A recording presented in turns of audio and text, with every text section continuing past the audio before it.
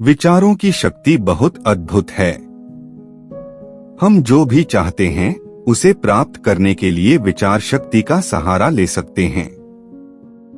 इस सरल हिंदी कहानी में हम देखेंगे कि कैसे विचार शक्ति से हम अपनी इच्छाएं कम समय में कैसे प्राप्त कर सकते हैं।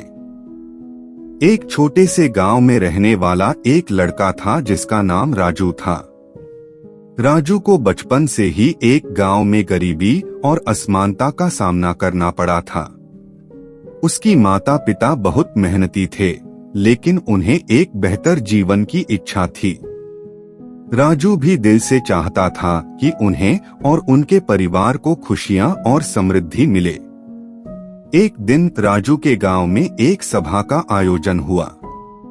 उस सभा में एक संदेशवाहक वक्ता भी था। वह व्यक्ति अपने अनुभवों से सभी को प्रेरित कर रहा था। राजू को भी उसके बातों में कुछ खास लगा।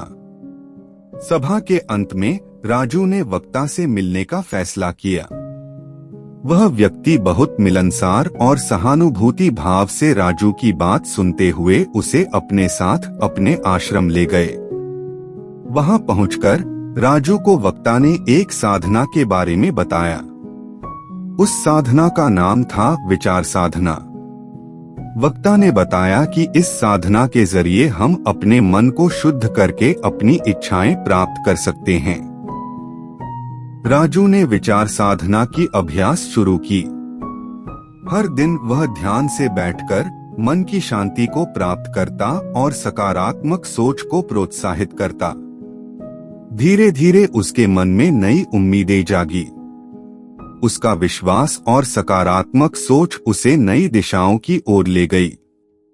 एक दिन राजू को अपने गांव में एक नौकरी की पेशकश मिली। वह नौकरी उसके सपनों के करीब थी। राजू ने विचार साधना की मदद से अपने लक्ष्य की प्राप्ति की।